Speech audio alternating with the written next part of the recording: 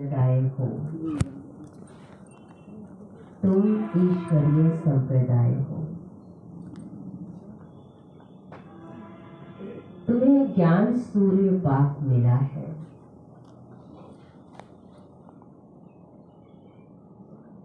तुम्हें ज्ञान सूर्य बाप मिला है।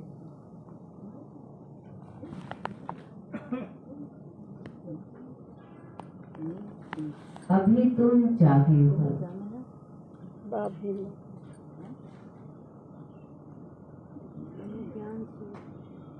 मिला।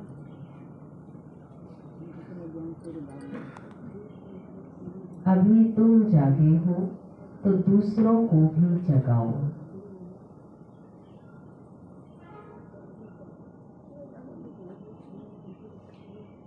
अभी तुम जागे हो तो दूसरों को भी जगाओ।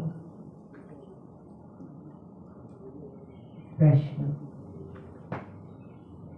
अनेक प्रकार के टकराव का कारण,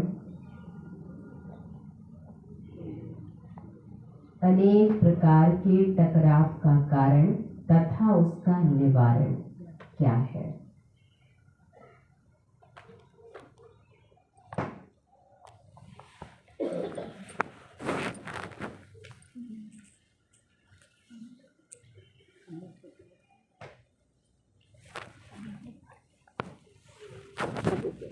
उत्तर: जब देह अभिमान में आते हो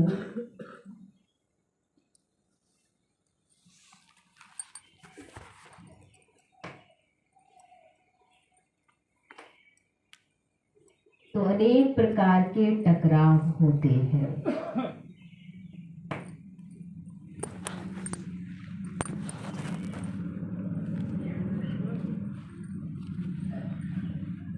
माया की ग्रहचारी बैठती है।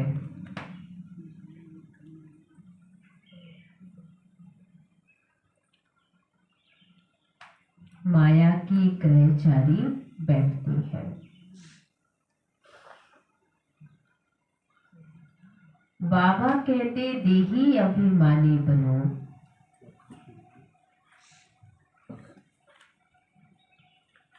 बाबा कहते देही अभिमानी बनो।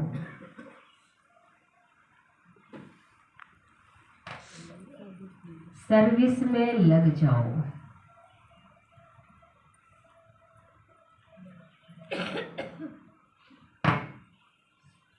सर्विस में लग जाओ। याद की यात्रा में रहो।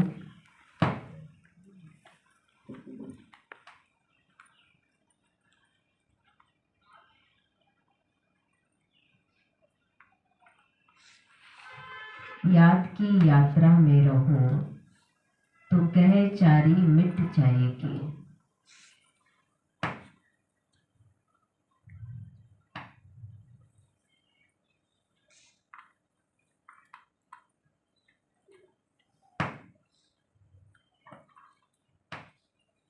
तो ग्रहचारी मिट जाएगी। ओम शांति। रूहानी बच्चों के पास बाप आए हैं श्रीमत देने व समझाने। ये तो बच्चे समझ गए हैं ड्रामा प्लान अनुसार सारा कार्य होना है, बाकी समय थोड़ा रहा है। इस भारत रावणपुरी से फिर विष्णुपुरी बनाना है। अब बाप भी गुप्त है, पढ़ाई भी गुप्त है और सेंटर्स भी बहुत है। छोटे छोटे गांव में छोटे बड़े सेंटर्स हैं और बच्चे भी बहुत हैं। अब बच्चों ने चैलेंज तो दी है ना, और लिखना भी है। जब कोई लिटरेचर बनाना है तो उसमें लिखना है, हम इस अपनी भारत भूमि को स्वर्ग बनाकर छोड़ेंगे। तुमको भी अपनी भारत भूमि बहुत प्रिय है, क्योंकि तुम जानते हो यह भारत ही स्वर्ग था। इनको 5000 वर्ष हुए हैं। भारत बहुत शानदार था, उनको स्वर्ग कहा जाता है। तुम ब्रह्मा मुख वंशावली को ही नॉलेज है। इस भारत को श्रीमत पर हमको स्वर्ग जरूर बनाना है। सबको रास्ता बताना है और कोई खिटपिट की तो बात ही नहीं है, आपस में बैठ राय करनी चाहिए।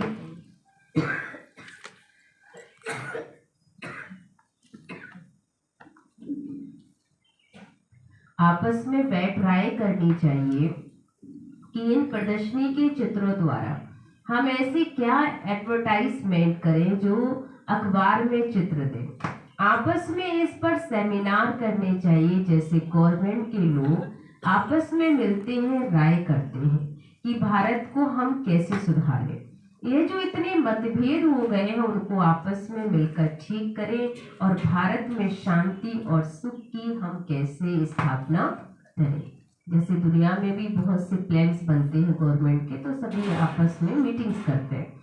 तो बाबा ने कहा आप सब भी बैठ करके चर्चा करो कि जिसके दिमाग में अच्छे अच्छे चिंतन आते कि हम कैसे इस भारत को फिर से अपनी सोने की चिड़िया बनाए, उसके लिए हम क्या योगदान कर सकते हैं, किसका क्या सहयोग इसमें हो सकता है।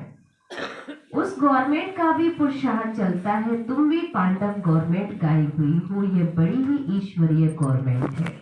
इनको वास्तव में कहा ही जाता है पावन ईश्वरीय गवर्नमेंट। पतित पावन बाप ही पतित बच्चों को पावन दुनिया का मालिक बनाते हैं, यह बच्चे ही जानते हैं।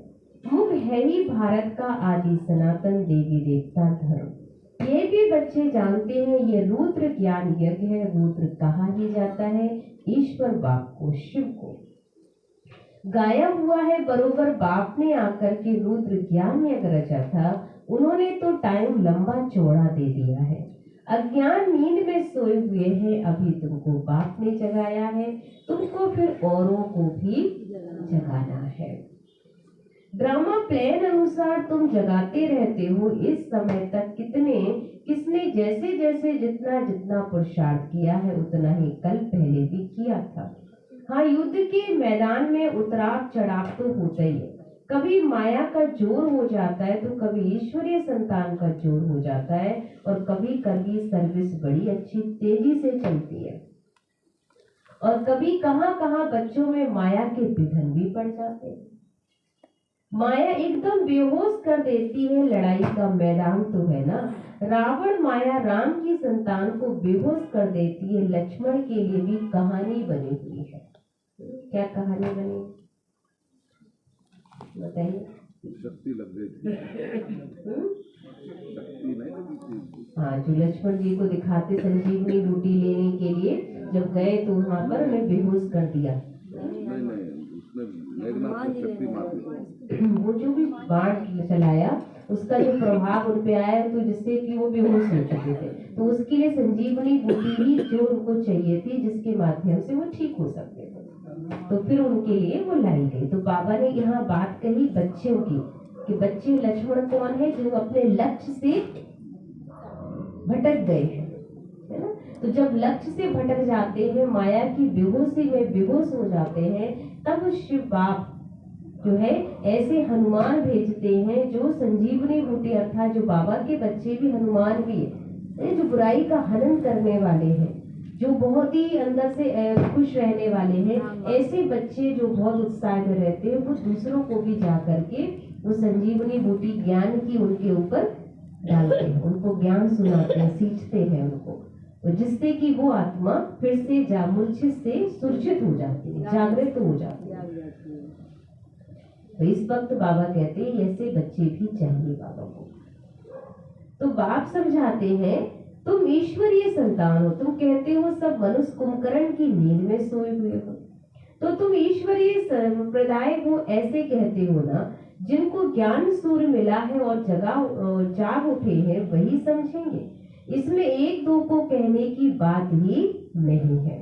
तुम जानते हो बरोबर हम ईश्वरीय संप्रदाय जागे हैं, बाकी दूसरे सब सोए हुए हैं। वह यह नहीं जानते कि परमपिता परमात्मा आ गया बच्चों को वर्षा देने, ये बिल्कुल भूल गए हैं। बाबा भारत में ही आते हैं, आकर भारत को स्वर्ग का मालिक बनाते हैं। भारत स्वर्ग था, मालिक था, उसमें कोई संशय नहीं है। परमपिता परमात्मा का जन्म भी यहाँ ही होता है। शिव जयंती भी मनाते हैं, जरूर उसने आकर कुछ तो किया होगा ना। बुद्धि कहती है जरूर आकर स्वर्ग की स्थापना की होगी, प्रेरणा से थोड़ी स्थापना होगी। यहाँ तुम बच्चों को राजयोग सिखाया जाता है, याद की यात्रा भी समझाई जाती है। प्रेरणा से कोई आवाज होता ही नहीं है। समझते शंकर की भी प्रेरणा होती है, तब वह यादव मूसल आदि बनाते, परंतु इसमें प्रेरणा की कोई बात नहीं है। तुम समझ गए हो, उन्हों का पार्ट है ड्रामा में ये मूसल आदि बनाने का। प्रेरणा की वहाँ कोई भी बात नहीं है। ड्रामा प्लान अनुसार विनाश तो जरूर होना है। गाया हुआ है, महाभारत लड़ाई में मूसल काम आए, तो जो पास्ट हो गया वह फिर से रिपीट होगा। तुम गारंटी करते हो हम भारत में स्वर्ग स्थापन करेंगे जहाँ एक धर्म होगा। तुम ऐसे नहीं लिखते हो कि अनेक धर्म विनाश होंगे। वही तो चित्र में लिखा हुआ है, स्वर्ग की स्थापना होती है तो दूसरा कोई धर्म होता ही नहीं है। अभी तुमको समझ में आता है, सबसे बड़ा पाठ शिव का है, ब्रह्मा का और विष्णु का। ब्रह्मा सो विष्णु, विष्णु सो ब्रह्मा, यह तो बड़ी ही कोई बात है। विष्णु से ब्रह्मा कैसे बनते हैं, ब्रह्मा से फिर विष्णु कैसे बनते हैं, ये सेंसिबल बच्चों की बुद्धि में झट आ जाता। दैवी संप्रदाय तो बनते ही एक की बात नहीं, इन बातों को तुम बच्चे समझते हो।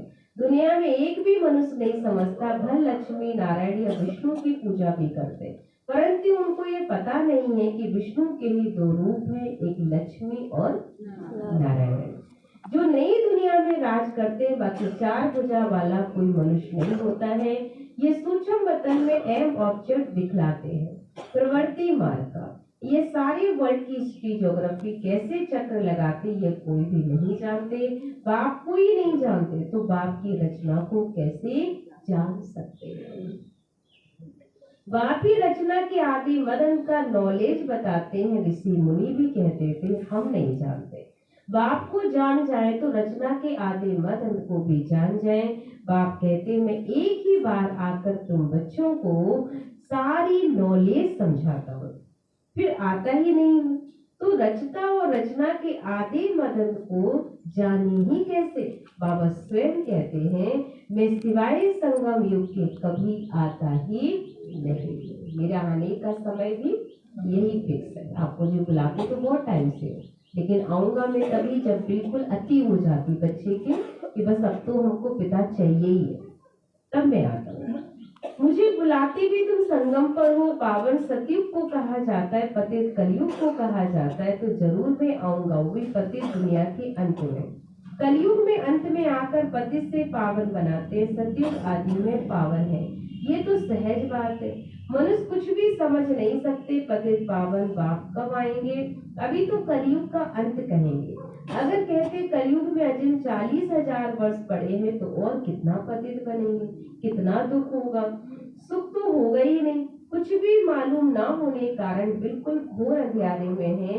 तुम समझ सकते हो तो बच्चों को आपस में मिलना है, चित्रों पर अच्छी रीति समझाना होता है। यह भी ड्रामानुसार चित्र आदि सब निकाले हैं, बच्चे समझते हैं। जो समय पास होता है वो बहुत ड्रामा अनुसार चलता रहता। बच्चों की अवस्थाएं भी कभी नीचे तो कभी ऊपर होती रहेंगी। बड़ी समझने की बात है। कभी कभी ग्रहचारी आकर बैठती है तो उनको मिटाने के लिए कितना प्रयत्न करना पड़ता। कोई कोई बच्चे पर माया की ऐसी ग्रहचारी बैठती, उसके लिए बहुत सभी को हेल्प करनी पड़ती है। बाबा को भी बहुत सारे टॉनिक पिलाने पड़ते हैं। बाबा घड़ी घड़ी कहते बच्चे तुम देह अभिमान में आते हो, इसलिए टक्कर होता है तो उसमें देही अभिमानी बनना पड़े। बच्चों में देह अभिमान बहुत है। तुम देही अभिमानी बनो तो बाबा की याद रहेगी और सर्विस में उन्नति करते रहेंगे। रोज पर जिनको पाना है वह सदैव सर्विस में लगे रहेंगे। तकदीर में नहीं है तो फिर तदबीर भी नहीं होगी। खुद कहते बाबा हमको धारणा नहीं होती, बुद्धि में नहीं बैठता। जिनको धारणा होती है तो खुशी भी बहुत होती है, समझते शिव बाबा आया हुआ है। तो ऐसे बच्चे किसी को समझाए बिना रह भी नहीं सकते। जिनको निश्चय बैठ जाता है तो वो उनका मन करता है कि हम क्या ऐसा करें जो बाबा को सभी को पहचान मिल जाए, सबको बाबा के बारे में मालूम हो जाए। अब जिनका निश्चय नहीं होता वो कहते हैं अब ठीक है हम तो चल ही रहे, क्यों दूसरों को चलाएं। तो फिर ध्यान नहीं देते, ज्ञान में प्रैक्टिकल में नहीं आता वो, क्योंकि अपने अंदर नहीं है, और जो समझते हैं वो समझाने के बिना कभी भी रह भी नहीं सकते। अब बाबा कहते बच्चे तुम अच्छी रीति समझकर फिर औरों को समझाओ। कोई तो सर्विस में ही लगे रहते, पुरुषार्थ करते रहते हैं। यह भी बच्चे जानते जो सेकंड गुजरता है वह ड्रामा में नूंद है, फिर ऐसे ही रिपीट होगा। बच्चों को समझाया जाता है। बाहर भाषण आदि पर तो अनेक प्रकार के नए आते हैं सुनने के लिए। तुम समझते हो गीता वेद शास्त्र आदि पर कितने मनुष्य भाषण करते हैं, उनको कोई ये थोड़ी पता है कि यहाँ ईश्वर ये अपनी रचना के आदि मदन का राज समझाते हैं। रचेता ही आकर सारा ज्ञान सुनाते हैं। त्रिकालदर्शी बनाना ये बाप का ही काम है, शास्त्रों में ये बातें नहीं है, ये नई बातें हैं। बाबा बार बार समझाते, कहाँ भी पहले पहले समझाओ गीता का भगवान कौन है। इसमें भी बहुत होशियार बच्चा चाहिए, एक्सप्लेन करने वाला, जो बहुत अच्छी तरह से लोगों को ये बात क्लियर कर सके। गीता का भगवान श्री कृष्ण ही है। श्री कृष्ण या निराकार है, शिव है, ये बातें प्रोजेक्टर पर तुम समझा नहीं सकेंगे, तो प्रदर्शनी में चित्र सामने रखा है, उस पर भी समझा करके तुम पूछ सकते हो। अब बताओ गीता का भगवान कौन है, ज्ञान का सागर कौन है। श्री कृष्ण तो कह नहीं सकेंगे। पवित्रता सुख शांति का सागर लिबरेटर गाइड कौन। तो पहले पहले लिखाना चाहिए, फॉर्म भराना चाहिए, कि फिर सबसे सही लेनी चाहिए, माने उसमें जो भी साइन ले लो कि आपने जो बताया है कि गीता का भगवान ये है, फिर उनसे साइन भी ले लो। चिड़ियाओं का भी आवाज हुआ, देखो कितना झगड़ती हैं इस समय सारी दुनिया में, लड़ाई और झगड़े ही तो है। वहां बाबा के पास चिड़ियाएं लड़ रही हो, यहाँ पर बंदर लड़ रहे हैं। लड़ाई तो हो ही रही ना दुनिया में, है क्या? वही कह रहे ना बाबा, कहते कलयुग में सिर्फ लड़ाई ही तो है। जानवर भी एक दूसरे से लड़ रहे हैं, पशु पक्षी भी लड़ रहे हैं। तो देखो कितनी लड़ाई है आपस में। मनुष्य भी आपस में ऐसे ही लड़ता है जैसे बंदर लड़ रहे हैं, ये चिड़ियाएं लड़ रही हैं। तो लड़ता है तो उनकी आवाज सुनो, क्या स्वरूप होता है। मनुष्य में भी समझने की बुद्धि नहीं होती उस वक्त जब वो लड़ाई में होता है, तब उसके दिमाग काम नहीं करता, जो बोलना सो। तो बाबा ने कहा विशेष वर्ल्ड है ना, 5 विकारी भी मनुष्य के गाए जाते हैं, जानवरों की बात नहीं है। ये विशेष वर्ल्ड है। वर्ल्ड मनुष्यों के लिए कहा जाता है। कलयुग में है आसुरी संप्रदाय, सतयुग में है दैवी संप्रदाय। अभी तुमको इस सारे कंट्रास्ट का भी पता है, तुम सिद्ध कर बता सकते हो। सीढ़ी में भी बड़ा क्लियर दिखाना हुआ है। नीचे है पतित, ऊपर में है पावन, इनमें बड़ा क्लियर है। सीढ़ी ही मुख्य है, उतरती कला और चढ़ती कला, ये सीढ़ी बड़ी अच्छी है। इनमें भी ऐसा क्या डाले जो मनुष्य बिल्कुल अच्छी रीति समझ जाए कि बरोबर ये पतित दुनिया है ना, पावन दुनिया स्वर्ग थी, अब यहाँ सब पतित है, पावन एक भी नहीं हो सकता। रात दिन का ये ख्यालात चलना चाहिए। आत्मा प्रकाश बच्चा लिखता है ना, तो आत्म प्रकाश भाई जी अपने पत्रिका जो छपती है ना ब्रह्मा कुमारी, इसकी जो आती है आप लोग पढ़ते हो, तो ये पत्रिका के संपादक थे। तो बाबा ने कहा आत्म प्रकाश बच्चा लिखता है, बाबा ये चित्र बनाए हैं। बाबा कहते भल विचार सागर मंथन करके कोई भी चित्र बनाओ, कुछ भी लिखो, परंतु सीढ़ी बड़ी अच्छी बनानी चाहिए। इस पर भी बहुत समझा सकते हो। 84 जन्म पूरे कर फिर पहला नंबर जन्म लिया, फिर उतरती कला से चढ़ती कला में जाना पड़े। इसमें हर एक का विचार चलना चाहिए, नहीं तो सर्विस कैसे कर सकेंगे। चित्रों पर समझाना बहुत सहज होता है। सतयुग के बाद सीढ़ी उतरनी ही होती है, यह भी बच्चे जानते हैं। हम पाठधारी एक्टर्स हैं, यहाँ से ट्रांसफर हो, हम सीधा कहाँ जाएंगे बताइए। बाबा कहते हैं सब ट्रांसफर होने वाले हैं, तो सब सतयुग में ही जाएंगे कि नहीं जाएंगे? और सब तो सतयुग में नहीं जाते, पहले तो शांति धाम में ही जाना पड़े। हाँ, तुम्हारे में भी नंबरवार है जो अपने को पाठधारी समझते हैं। इस ड्रामा में दुनिया में ऐसा कोई कह ना सके कि हम पाठधारी हैं, क्योंकि हर आत्मा का पाठ डिफरेंट है। हम लिखते हैं भी है कि हम पाठधारी हैं, एक्टर्स होते भी ड्रामा के क्रिएटर को भी हम जानते हैं, डायरेक्टर को भी हम जानते हैं, और सृष्टि के आदि मध्य अंत को भी हम जानते हैं। तो वह फर्स्ट क्लास बेसमझ है। बाबा कहते ये तो भगवानुवाच है। शिव भगवानुवाच ब्रह्मा तन द्वारा ज्ञान सागर व निराकार है, उनको अपना शरीर है नहीं, बड़ी समझने की युक्तियां हैं। तुम बच्चों को बड़ा नशा रहना चाहिए, हम किसकी गलानी थोड़ी करते हैं। अगर आप किसी को यहाँ पर एक्सप्लेन कर रहे हो कि श्री कृष्ण गीता ज्ञान देने वाले नहीं है, ज्ञान देने वाले शिव बाबा है, तो ये कोई गलानी नहीं है कि हम उन्हें कोई नीचा नहीं दिखा रहे हैं या हम उनके बारे में कोई अलग जो बाबा कहते हैं टीका टिप्पणी करना है वो वाला काम नहीं कर रहे हैं। हमारा काम है सच से अवगत कराना, और परमात्मा तो सारी दुनिया का पिता है, चाहे वो कोई भी है ना। मुस्लिम धर्म वाले भी हैं, तरीके भले किसी के कुछ भी हो, लेकिन याद तो वो भी ईश्वर को ही कर रहे हैं। सभी का एक ही जगह इशारा है कि सबका मालिक एक ही है। तो बाबा कहते हैं हम किसी की गलानी नहीं करते हैं, जबकि गलानी तो पूजा करने वाले ज्यादा करते हैं। कहेंगे भगवान जी तो कुत्ते बिल्ली सुअर उल्लू सब में बैठे, सब में परमात्मा, कड़कड़ में परमात्मा है। तो ये भी तो एक निंदा ही है भगवान को जगह जगह व्यापक कहना, और आत्मा को परमात्मा कहना, खुद को ही भगवान कह देना। तो बाबा कहते हैं ये किसकी गलानी थोड़ी करते, ये तो राइट बात है ना।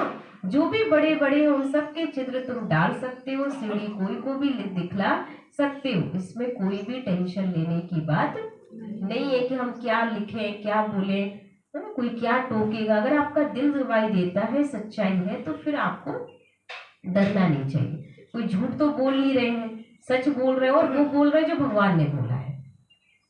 कोई हमारा खुद का अनुभव नहीं है कि हम सोचे कि मैंने अनुभव किया है कि सत्युग आने वाला। ये अनुभव परमात्मा ने मुझे बताया है, और भगवान की शिक्षा है, उनकी श्रीमत है। हम वो श्रीमत आपके सामने रखते हैं। आपको ठीक लगे तो मानो, नहीं लगती कोई बात नहीं, आपका पाठ नहीं होगा, बट हमें तो समझ में आ गया, और इसीलिए हम यही काम सबको समझाने का कर रहे हैं।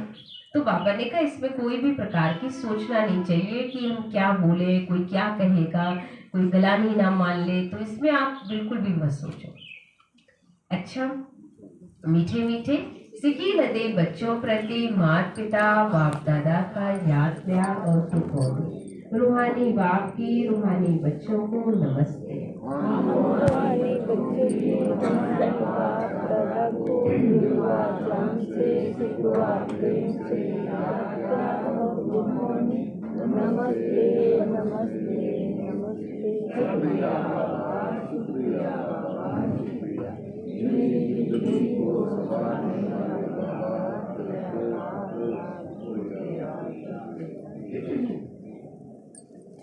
धारणा के लिए मुख्य सार फर्स्ट पॉइंट है, भारत में सुख शांति की स्थापना करने, भारत में सुख शांति की स्थापना करने व भारत को स्वर्ग बनाने के लिए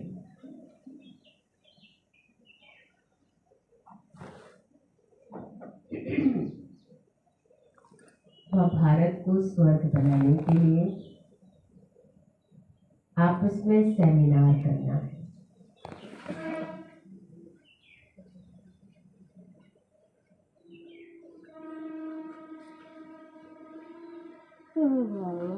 आपस में सेमिनार करना है।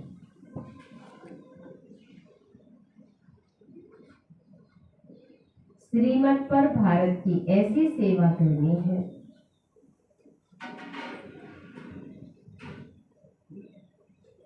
श्रीमत पर भारत की ऐसी सेवा करनी है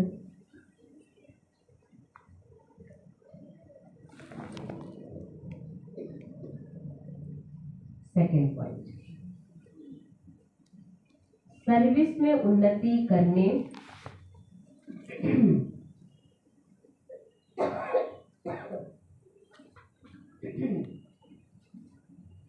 सर्विस में उन्नति करने व सर्विस से उच्च पद पाने के लिए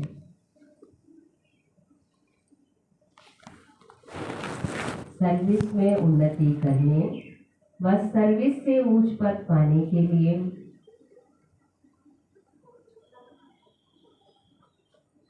देही अभिमानी रहने की मेहनत करने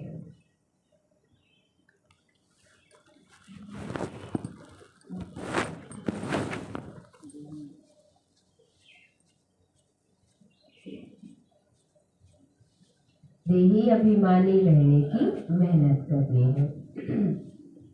ज्ञान का विचार सागर मंथन करना है।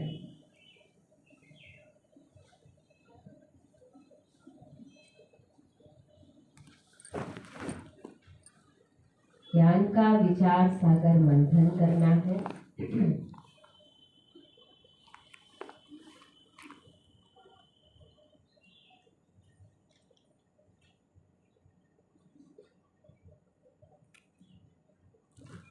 वरदान।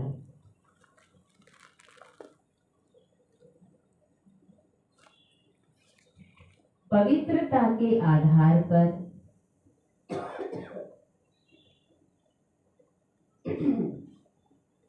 पवित्रता के आधार पर सुख शांति का अनुभव करने वाले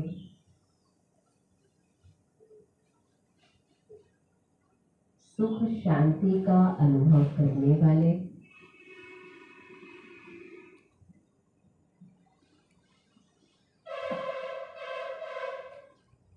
नंबर 1 अधिकारी भव।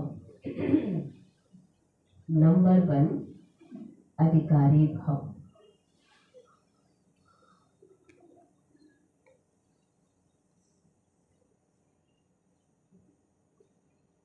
स्पष्टीकरण है। जो बच्चे पवित्रता की प्रतिज्ञा को सदा स्मृति में रखते हैं उन्हें सुख शांति की अनुभूति स्वतः होती है। पवित्रता का अधिकार लेने में नंबर 1 रहना अर्थात सर्व प्राप्तियों में नंबर 1 बनना। इसलिए पवित्रता के फाउंडेशन को कभी कमजोर नहीं करना, तभी लास्ट सो फास्ट जाएंगे। और इसी धर्म में सदा स्थित रहना है। कुछ भी हो जाए, चाहे व्यक्ति, चाहे प्रकृति, चाहे परिस्थिति कितना भी हिलाए, लेकिन धरत पर ये धर्म ना छोड़िए। स्लोगन है, व्यर्थ से इनोसेंट बनो। व्यर्थ से इनोसेंट बनो तो सच्चे सच्चे सेंट बन जाएंगे।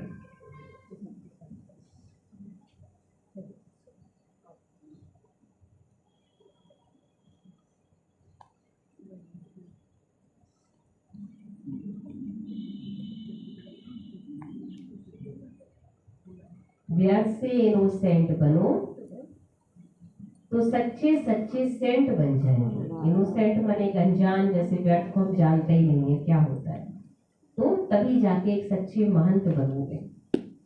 महात्मा बच्चे को भी कहा जाता है। जो बच्चा व्यर्थ में नहीं रहता, व्यर्थ से मुक्त रहता, उसे कहते हैं सेंट है, पूरा संत है। व्यक्त इशारा है। एकता और विश्वास की विशेषता द्वारा सफलता संपन्न बनो। बाप दादा चाहते हैं कि हर बच्चा एक रस श्रेष्ठ स्थिति के आसनधारी, एकांतवासी, अशरीरी, एकता स्थापक, एक नामी, एकानामी का अवतार बने। एक दो के विचारों को समझ सम्मान दे, एक दो को इशारा दे, लेन देन कर आपस में संगठन की शक्ति का स्वरूप प्रत्यक्ष करो, क्योंकि आपके संगठन की एकता की शक्ति सारे ब्राह्मण परिवार को संगठन में लाने के निमित्त बनेगी। ओम शांति। ये थे बाबा के आज एकता और विश्वास की विशेषता को लेकर जो क्लासेस बाबा ने हमें पूरे महीने कराई है ना, तो सभी ने उस चीज पर काम किया कि एकता और विश्वास, आपस के रिश्तों में एकता बनाने के लिए किस किस ने अपने घर में प्रयास किया।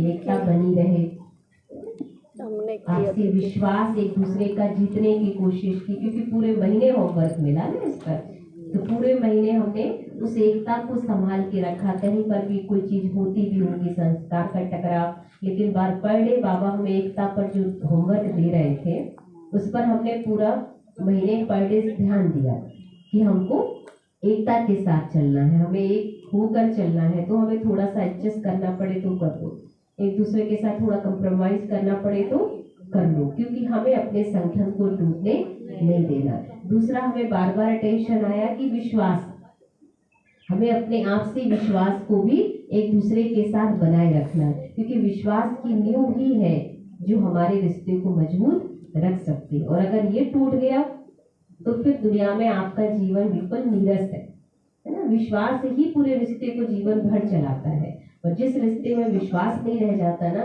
फिर वो रिश्ता सिर्फ खोखला होता है, जैसे दीमक लग गया हो, और दीमक लगने के बाद अंदर सब कुछ खाली है, बाहर से बस दिखने में दिख रहा है कि ये लोग रिश्ते में है, लेकिन अंदर से सब कुछ उनकी लाइफ में कुछ भी नहीं होता है ना। बाहर से तो वो शो करेंगे लेकिन अंदर से कुछ नहीं। तो ऐसा भी बाबा ने हमें अटेंशन दिलाया कि हमें एकता और विश्वास के साथ काम करना है। इस पर जरूर सभी ने अटेंशन दिया होगा, और जरूर इस पर अटेंशन आगे भी आप कंटिन्यू उसको बना के रखेंगे।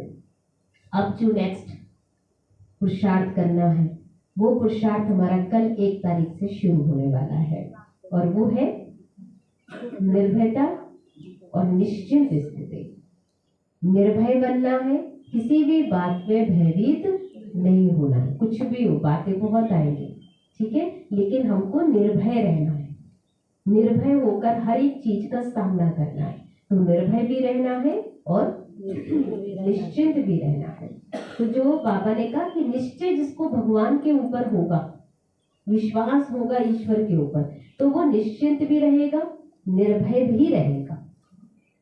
तो निश्चय ने निश्चिंत बनाया और निश्चित विजय हमारी। तो जब आपको निश्चय होता है तो आप निश्चिंत हो जाते हैं, क्योंकि भरोसा है। एक बच्चे को अपने पापा मम्मी के ऊपर भरोसा है, इसलिए पापा उसके उड़ा के ऊपर फेंक देते हैं, और वो खिचली मारता हुआ, हंसता मुस्कुराता हुआ फिर भी नीचे आता है। क्यों? उसे पता है कि वो मुझे पकड़ लेंगे, उसे गिरने नहीं देंगे, उसे भरोसा है अपने पापा के ऊपर। एक बच्चे को मम्मी पापा लेके रोड पार कराते हैं, वो आराम से झूला झूलता चले जाता है, क्योंकि उसे पता है कि वो साथ है। अकेला वो अकेला हो तो बहुत डरेगा, है ना, भय महसूस करेगा। लेकिन अगर वो अपने मम्मी पापा के साथ है तो उसको फिर कभी भय नहीं लगता, वो निर्भय होता है और वो बड़ा एंजॉय करता है, क्योंकि पापा मम्मी के साथ निश्चिंत है ना। तो हमारा हाथ किसके हाथ में है? मम्मी पापा के हाथ में आ गया ना, तो इसलिए बिल्कुल लाइट रहो। कोई भी भारीपन, कोई टेंशन हमें बिल्कुल भी नहीं लेनी है, सब सौंप दिया बाबा के हवाले, ठीक है। जो करेगा वो मेरे साथ अच्छा ही करेगा। अब बुरा होने का तो कोई सवाल है ही नहीं, सब कुछ बेस्ट होगा। दूसरा, इस पूरे महीने में हमारे जो बाबा ने कहा ना पुरुषार्थ हमारा आगे चलना है, वो जो कि आपको दूसरा पॉइंट बताया गया है कि हमें करना क्या है। तो 1 तारीख से आपकी 4 तारीख तक आपका पूरा, जो कि कुछ बच्चे अभी होली की वजह से बिजी ही रहेंगे, तो अभी से ही आज से सुन लें कि 1 तारीख से हमारा पुरुषार्थ चलेगा, वो सुख के ऊपर चलेगा। पहली गुण जो आत्मा का गुण है, वो सबसे पहला सुख है, और सुख का रंग रहेगा हमारा पीला। और हम बॉडी में किस पे पार्ट पे देंगे, तो वैसे चार्ट में भेजा गया है, लेकिन आपको अपने पाचन तंत्र का, उस पर आपको वो पूरा जो पीले रंग की किरणें हैं वो बाबा से लेनी है। किरणों को लेकर के अपने उस पेट पर, उस पाचन तंत्र को मजबूत बनाने के लिए पर डे देना। आप देखो, जब आप खुश रहते हो तो आपका भोजन बहुत अच्छा डाइजेस्ट होता है, कोई एसिडिटी नहीं होती, कोई प्रॉब्लम नहीं होती है, आपको बहुत अच्छा रहता है, आपको खाना आपको लगता है। लेकिन जब आपके अंदर खुशी नहीं होती, सुख नहीं होता है, तो आपका सबसे पहले जो है पेट ही खराब होता है। जब जीवन में सुख नहीं होता तो पेट ज्यादा खराब होता है, और सुख अगर जीवन में होता है तो पेट बहुत हेल्दी रहता है। तो अगर हम चाहते हैं कि हम अपने जीवन में अपने पाचन तंत्र को मजबूत बनाएं, अच्छा रहे हमारा पाचन तंत्र, हमारा खाना हमारी बॉडी को लगे, तो उसके लिए आपको जरूरी है कि पर डे अपने उस एरिया पर बाबा की किरणें लेनी है। लेनी पूरी बॉडी में भी है, लेकिन उस जगह पर सबसे ज्यादा देनी है, क्योंकि सबसे ज्यादा प्रभावित जो किरणें हमारे पाचन तंत्र के लिए जो मजबूत बनाने के लिए है वो है पीले रंग की सुख की किरण। तो पर डे हमको वही स्थान पर वो किरणें देनी है। तो ये 4 दिन तक आप कंटिन्यू यही काम करेंगे, आपको अलग से कुछ नहीं मिलेगा। आपको पर डे सुख की, और मैं सुख स्वरूप आत्मा हूँ, मैं सुख स्वरूप आत्मा हूँ। सोमान भी आपको ये लिखना, मैं सुख स्वरूप आत्मा हूँ, सुख के सागर का बच्चा हूँ, सुख की किरणों में डूबा हुआ। पूरा बाबा ने ना मेरे पर रंग लगा दिया है सुख का, और सुख के रंग में, पीले रंग में रंगा पड़ा हूँ। और इतना रंग जाइए, इतना रंग जाइए कि 4 तारीख को जो मेरे सबको पीला रंग लगा दे। उसको भी पीला रंग लगा दे, ठीक है। उस सुख का रंग आपको हर एक को लगाना, आपके घर में जो भी आ जाए वो भी एकदम सुख के रंग में रंग जाए। तो वो तब होगा ना जब आज से ही आपका शुरुआत हो जाएगी। तो आपने चार्ट बनाया, किसने बना पाया चार्ट? अभी कुछ लोगों ने बनाया, ठीक है। लेकिन आज हर हाल में आपका चार्ट बन जाना चाहिए, क्योंकि कल 1 तारीख से